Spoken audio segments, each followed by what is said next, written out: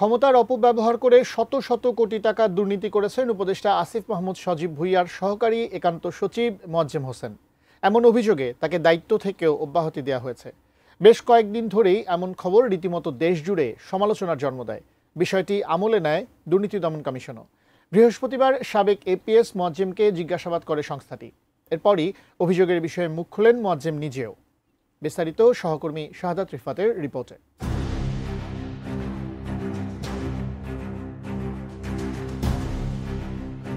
চলতি বছরের ২১ এপ্রিল অন্তর্বর্তী সরকারের উপদেষ্টা আসিফ মাহমুদ সজীব ভুঁইয়ার সহকারী একান্ত সচিব মোয়াজ্জেমকে তার পদ থেকে অব্যাহতি দেওয়ার কথা জানানো হয়, যা মুহূর্তেই টক অব দ্য কান্ট্রিতে পরিণত হয়। তবে পরদিন ২২ এপ্রিল সংশোধিত আরেক প্রজ্ঞাপনে জানানো হয়, পদত্যাগের আবেদনের পরিপ্রেক্ষিতে এপিএস মোয়াজ্জেমকে অব্যাহতি দেওয়া হয়েছে। তখন প্রশ্ন ওঠে, ২ দিনে ২ রকম তথ্য ঠিক কী কারণে দেওয়া হলো?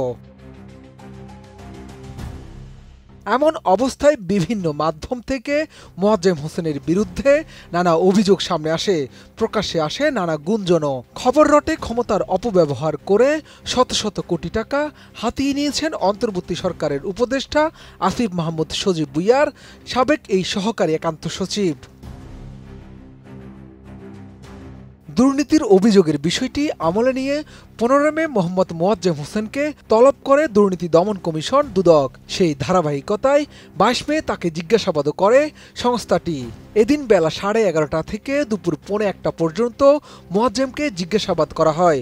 দুদকের উপসহকারী পরিচালক মিনু আক্তার সুমির নেতৃত্বে একটি টিম তাকে জিজ্ঞাসাবাদ করে।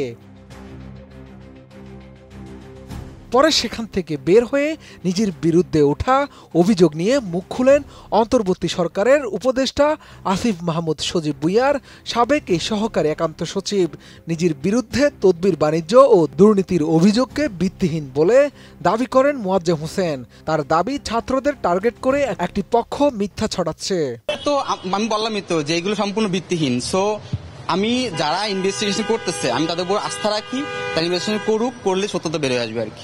সব মশার বিরুদ্ধে সুরক্ষা দিতে এলো বসুন্ধরা এক্সট্রিম অ্যারোসল, মশার বিরুদ্ধে এক্সট্রিম সুরক্ষা। নিজের পদত্যাগ নিয়ে মোয়াজ্জেম বলেন, তাকে বিসিএস ভাইভা দিতে হবে, একটা প্রস্তুতির বিষয় ছিল, এ কারণে তিনি পদত্যাগ করেছিলেন। যদিও জনপ্রশাসন মন্ত্রণালয়ের বিজ্ঞপ্তি ভুল আকারে এসেছিল।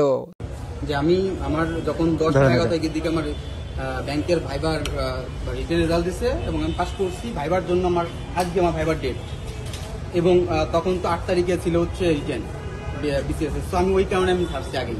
জনপ্রশাসন মন্ত্রণালয় থেকে একটা বিজ্ঞপ্তিটা একটু ভুল আকারে আসছে, সেটা হচ্ছে যে আমার অব্যাহতিপত্র হচ্ছে অব্যাহতিতে যে আবেদনের প্রেক্ষিতে কিন্তু আমাকে অব্যাহতি দেয় আর কি।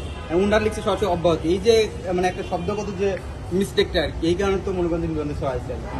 এর আগে ২১ মে স্বাস্থ্য উপদেষ্টা নূরজাহান বেগমের সাবেক ব্যক্তিগত কর্মকর্তা, ছাত্র প্রতিনিধি তুহিন ফারাবি, ব্যক্তিগত কর্মকর্তা ডাক্তার মাহমুদুল হাসান ও জাতীয় নাগরিক পার্টি এনসিপির সাবেক যুগ্ম সদস্য সচিব এবিএম গাজী সালাউদ্দিন আহমেদ তানভীরকেও জিজ্ঞাসাবাদ করে দুর্নীতি দমন কমিশন দুদক।